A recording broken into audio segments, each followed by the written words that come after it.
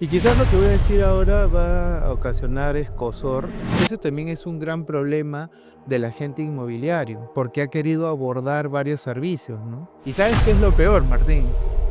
Que si así tú no lo consideres tu cliente, si eres agente inmobiliario, la misma ley te impone que el comprador o el arrendatario son tus clientes. No es mi problema si tú no formalizas el contrato o si tú al comprador no lo consideras como tu cliente. Ese es problema tuyo.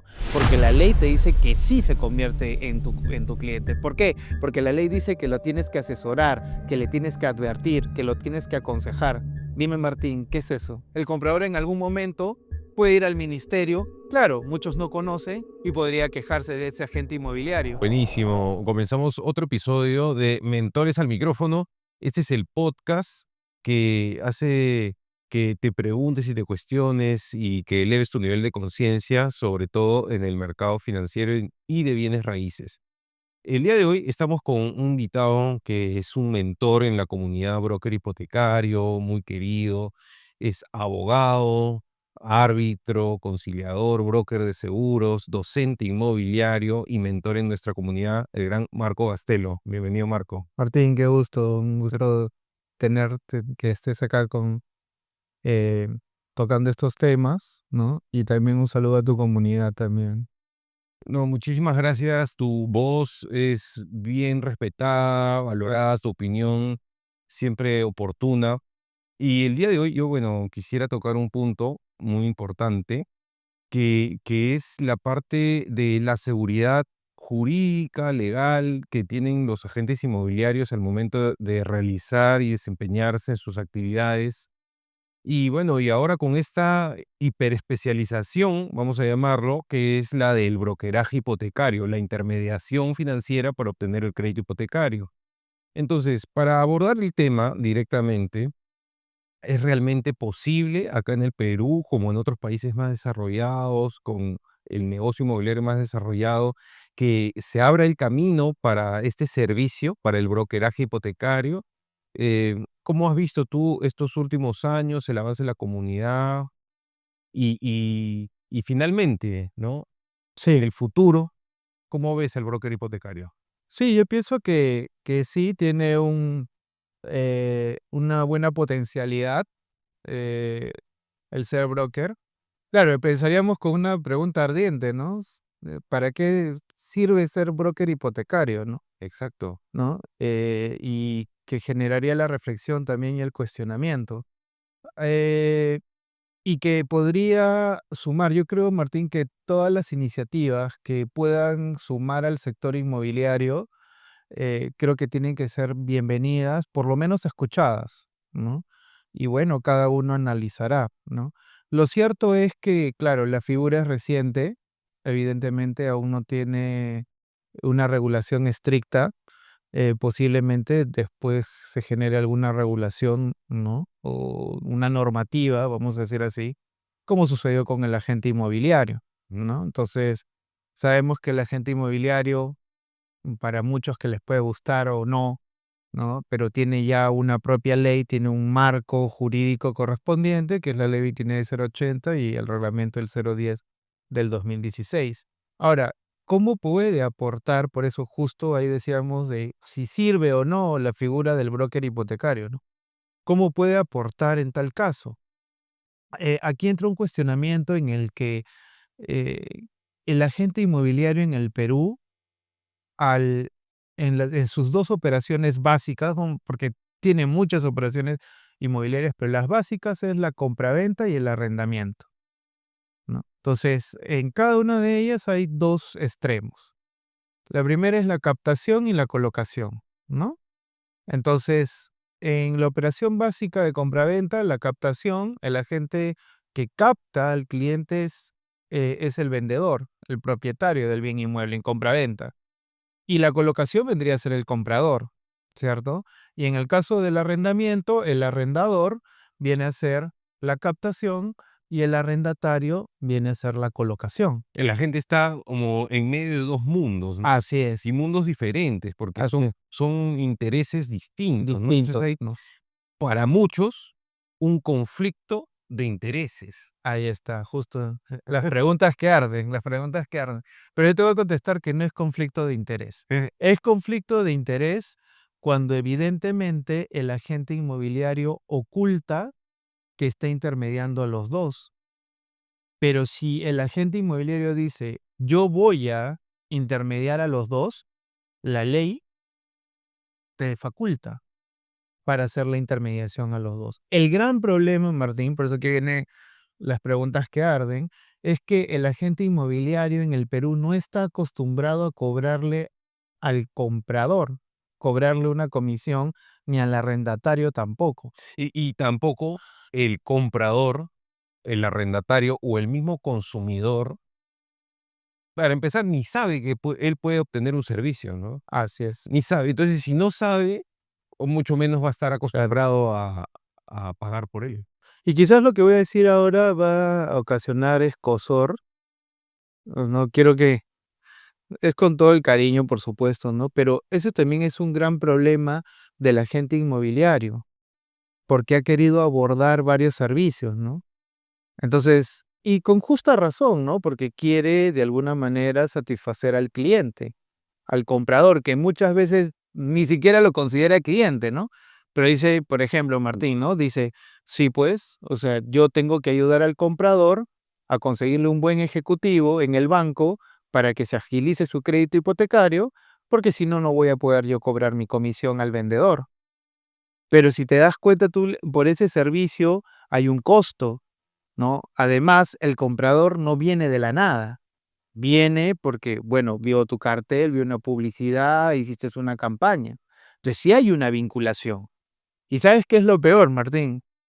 Que si así tú no lo consideres tu cliente, si eres agente inmobiliario, la misma ley te impone que el comprador o el arrendatario son tus clientes. Entonces, de alguna forma estás sin escape, porque la ley es como te dice, ¿no?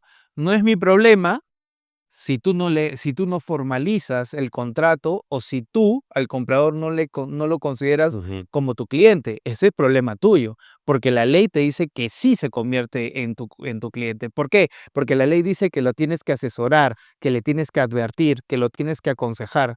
Dime, Martín, ¿qué es eso? O sea, tú estás generando una responsabilidad con el cliente. Entonces, el comprador en algún momento puede ir al ministerio. Claro, muchos no conocen y podría quejarse de ese agente inmobiliario. ¿Y qué va a decir el agente inmobiliario? Va a decir, No es mi cliente. claro, no es mi cliente. ¿Sabes lo que te va a decir el ministerio? Te va a decir, señor, vuelva a leer su ley y vuelva a leer su reglamento, ¿no?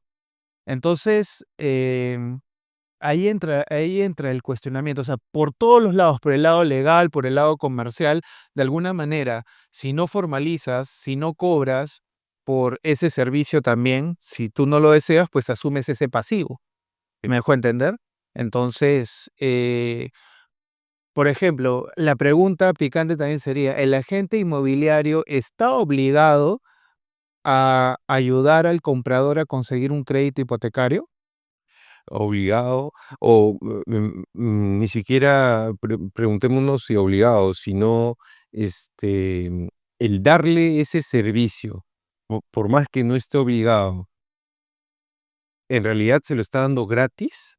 ¿O es que el servicio lo está asumiendo, los costos del servicio lo está Ese asumiendo? pasivo, claro, se convertiría en pasivo si no cobrara, porque de repente haces todo ese trabajo y no sale el crédito. Sí. No sale la venta o inviertes tu tiempo, inviertes recursos, las relaciones que tú tienes con los funcionarios. Claro. Por eso que te acuerdas que creo que hicimos con tu comunidad Sí, el tema de estudio de títulos, que es fundamental, porque mucho depende del estudio de títulos. ¿Por qué? Porque para el crédito hipotecario, estamos hablando ya de créditos hipotecarios, va a depender mucho de la tasación. Y la tasación no solamente es la valorización per se del bien inmueble, sino también qué cargas, qué gravámenes puede tener, que eso también debilita, digamos, incluso de repente el monto, el primer monto potencial que te da el banco, porque después de la tasación hasta podría bajar digamos, el crédito que te están otorgando, dependiendo de. No, es interesante porque me surge otro cuestionamiento, ¿no?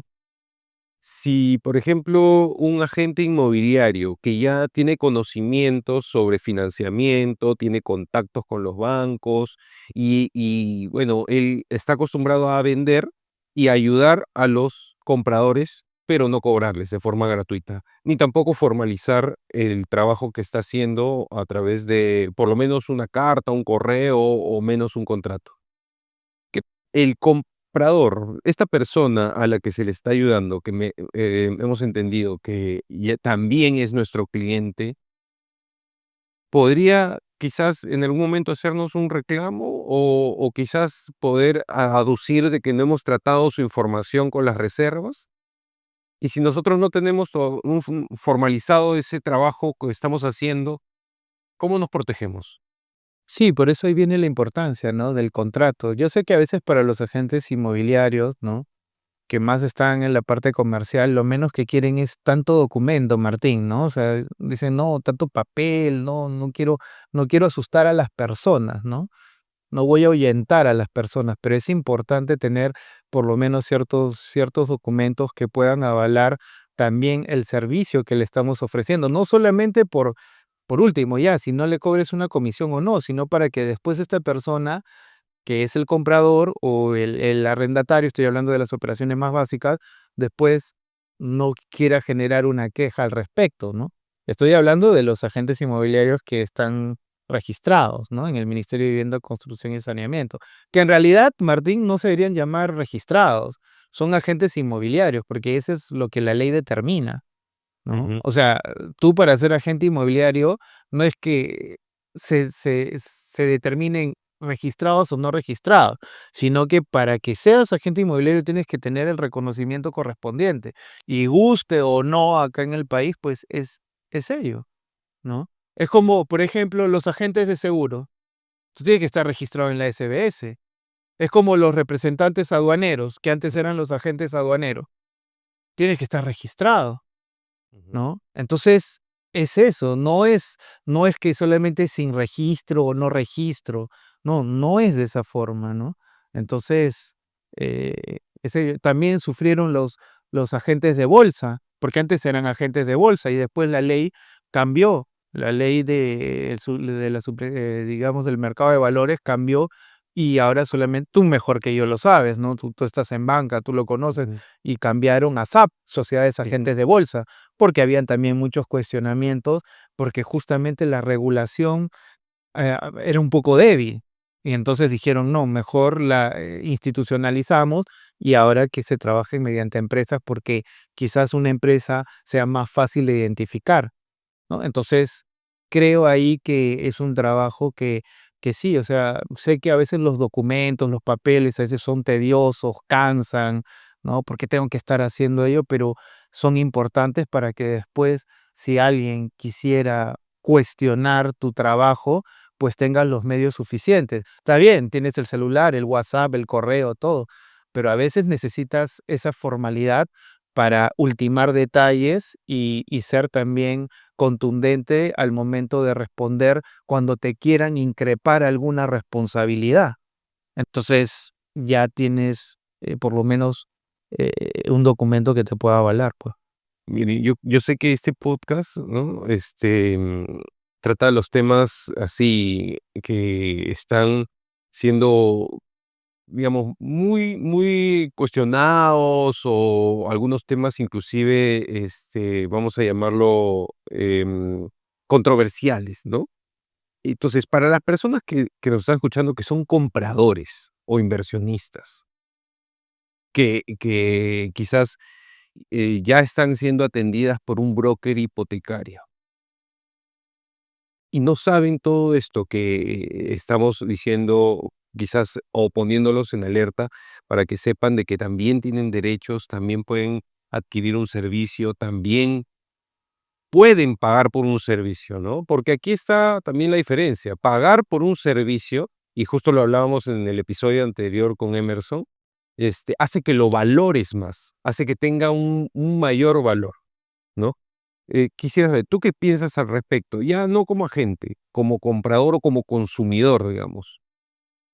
Sí, claro, por supuesto, ¿no? Porque es una persona que se especializa en ese campo, en esa área, ¿no? Como en el caso del broker hipotecario, ¿no? Que conoce, es más, no solamente o sea, a nivel de personas, de la gestión del talento humano, ¿no? O sea, no sé, conozco a los ejecutivos, de repente a los gerentes, ¿no? No solamente eso, sino que también conozco todo el flujograma para poder llegar al objetivo que es el crédito, ¿no? Y también no todas las negociaciones son estandarizadas. Incluso las negociaciones, el tipo de conversación, el tipo de lenguaje que tú también tienes que tener, pues varía, ¿no? Por cada sector. No es lo mismo el lenguaje inmobiliario que el lenguaje financiero Ujú, y que el lenguaje legal, y así podríamos ir seccionando, ¿no? Entonces, que ahí entra el tema de la especialización, porque vas a tener también otras técnicas que de repente no necesariamente quizás ni la conozca el abogado, ni lo conozca el agente inmobiliario, o no lo conozca otra persona, pero que sí digamos, el broker hipotecario, esa figura, pues se especializó y genera ese detalle, ¿no?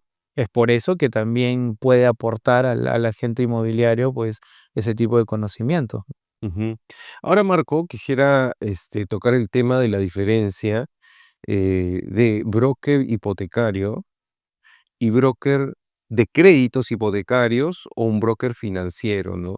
Porque hablamos hace un momento, antes de iniciar con el podcast, que el broker hipotecario, inclusive por estar especializado o centrado en las hipotecas, ¿sí? No solamente podría ser un agente inmobiliario, sino un profesional que englobe otras áreas que están relacionadas con el crédito hipotecario, ¿no? ¿Hacia dónde más podría expandirse? Sí, mira, por ejemplo, el broker hipotecario, creo yo, bueno, porque se está empezando, ¿no? Es, digamos, se ha profundizado mucho en créditos hipotecarios, que estaría por el lado del comprador, básicamente, ¿no? O sea, darle ese Ajá, servicio. Entonces, ese sería un broker de créditos hipotecarios específicamente, ¿no? ajá, Ahora, el broker hipotecario ya, digamos, de manera generalizada, podría haber tanto al comprador como al vendedor también, porque el vendedor puede crear hipotecas, incluso para apalancarse y para hacer negocios. ujú. ¿Al vendedor te refieres al propietario Al propietario, que puede tener una, 2 o 3 propiedades claro, y las puede hipotecar claro, a través de un broker hipotecario? a través de un broker hipotecario. Y no necesariamente el broker hipotecario tiene que trabajar con el sistema financiero, Ajá, porque, ah, claro, el crédito hipotecario sí es con el sistema financiero. Pero la hipoteca lo puede hacer con una persona natural, una persona jurídica, ah, que no necesariamente esa persona jurídica esté exacto. dentro del sistema financiero. Por Entonces, es bien importante lo que has hablado, Martín, sí, porque todavía no se está viendo eso, porque ¿no? no es lo mismo hipoteca que crédito. No, no es lo mismo. ¿No? Entonces, eso es algo, y por favor, desde el punto de vista legal, la diferencia tiene que ser marcada claramente, ¿no? Claro, Porque a veces las personas dicen, quiero una hipoteca. claro, Lo que quieres es un crédito y lo vas a garantizar con una hipoteca. claro, claro. Entonces, pero la hipoteca es cuando tú ya tienes el bien inmueble, ¿no? Como esta casa, tenemos esta casa y pero ya es mía, o sea, en registros públicos, ¿me entiendes? Sí. O sea, no tiene ninguna carga de un crédito que yo le deba a alguien. El derecho de propiedad. Claro, el derecho de propiedad. No, básicamente el crédito hipotecario está impulsado para adquirir Ajá. la propiedad, o sea, ya la adquieres, pero con el pasivo de que después devuelvas ese dinero por lo que adquiriste. ¿Me entiendes? Pero en cambio en la hipoteca no es que yo debo a alguien, yo ya tengo la casa y lo que yo necesito es un financiamiento de repente para que en el segundo piso haga mi estudio, Claro. ¿no? Y mira, me encanta de saber la responsabilidad que el broker hipotecario asume al recibir en sus manos la responsabilidad de un derecho tan importante que es el derecho de la hipoteca, ¿no? Claro, Entonces es un intermediario de derechos, claro, ¿no? claro. O sea, tú me das tu derecho, ¿no? De tener tu propiedad para que otra persona sobre tu derecho de propiedad ponga el derecho de la Claro. hipoteca. Es lo que hablábamos de la cesión de derechos. La cesión de derechos en lo que hablamos Claro, en la mente. claro. Solamente que está materializado Ah, en la figura de la hipoteca, ¿no? También, o sea, es más, no me atrevería a decir, pero podría entrar incluso, tú sabes que dentro de las garantías reales está la hipoteca y también está la anticresis. ajá, Solamente que, bueno, acá en Lima no se trabaja mucho, pero en provincia, por ejemplo, Arequipa, Huancayo, trabajan anticresis, ¿no? O sea, ¿cuál es la diferencia? Que cuando tú sacas una hipoteca, yo te pido, ¿no? Por ejemplo, Martín, ya, yo tengo aquí un bien inmueble, ¿no? Te lo puedo hipotecar, me das un dinero, ¿no? Y va a figurar, pero Martín nunca va a vivir en mi casa, claro. ¿no? En cambio, en la anticresis sí. O sea, Ujú. puede vivir y a la misma vez puede fructuar. O sea, El uso y significa, disfrute. claro, puede usar y disfrutar, Ujú, ¿no? O sea, puede alquilar. Pero claro, tiene toda una estructura, hay que colocar ciertos, pero también, o sea, si bien es cierto, es una modalidad distinta, pero ¿por qué no? El broker hipotecario también podría aprovechar para impulsar esa figura, ¿no? Y promocionarla, ¿no? ujú, Es más, hasta podría haber otro aspecto que es el derecho de retención, ¿no? El derecho de retención es básicamente, ¿sabes qué? Me debes, por ejemplo, estuve en una casa y no se, en el alquiler no se determinaron las mejoras. Entonces yo hice muchas mejoras necesarias, o sea, arreglos necesarios. Te arreglé, pues de repente el desagüe, la tubería que estuvo mal y me costó como 20.000 soles y yo lo tuve que hacer porque era una mejora necesaria porque dependía de eso mi salud. ujú. Y como el dueño no, no tuvo ninguna respuesta, entonces yo lo hice. Entonces fui cambiando. Entonces, ahora que me dice que me retire, yo le reclamo, ¿sabes qué? Págame lo que te pagué de la tubería de desagüe, por ejemplo, ¿no? Entonces, o del inodoro, qué sé yo, del tema necesario, ¿no? De las mejoras necesarias. Entonces, entonces él me dice, no, pero yo no te lo he aceptado. Ah, entonces, derecho de retención. Hasta que no me devuelves el dinero, yo me quedo acá. Entonces, eso también podría haber, ¿no? Y analizar. Sí, pero para todo ello también se tiene que hacer un estudio Claro, de la propiedad y de los títulos. así es. Porque, si bien es cierto, yo puedo intermediar, ¿no? Teniendo acá en mi mano los derechos para poder obtener el financiamiento, ¿no? Yo tengo que ser capaz de saber si es que realmente se va a poder, ejecutar, ese derecho, ¿no? Claro, claro.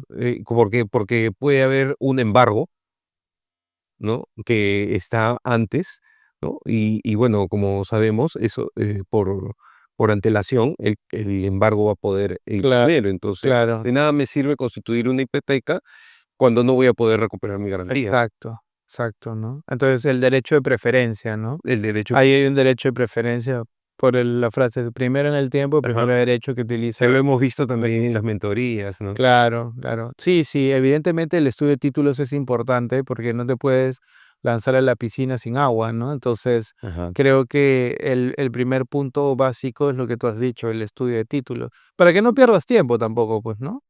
Pero mira, para ir cerrando, los agentes inmobiliarios que están comenzando, quizás registrados asesores o personas inversionistas, tal vez en flipping también le interesa mucho el tema de las hipotecas, ¿no? Las propiedades que tienen hipoteca o las personas que hacen compra y venta, ¿no? Con hipotecas vencidas o con créditos hipotecarios en remate, ¿no? Están entrando en el mundo de la intermediación de estos derechos, de la intermediación de las hipotecas, de la búsqueda de financiamiento, levantamiento de capital, Ujú. sin una capacitación, sin una institución que lo respalde, sin gremio, sin un marco jurídico. ¿Qué podría pasar? Sí, claro, que evidentemente puedan suceder potenciales conflictos, ¿no? Potenciales Ujú. conflictos y eso es lo que no se quiere, ¿no? Entonces, por eso es importante la prevención. Por ejemplo, el caso que tú has comentado, el famoso flipping inmobiliario, Ajá. y que me parece excelente también. O sea, yo siempre, Martín, soy de la opinión de que todo lo que pueda aportar, los nuevos negocios, las nuevas ideas que mejoren, justamente, ¿no? Que puedan dar otra mirada, otra percepción, yo digo adelante, ¿no?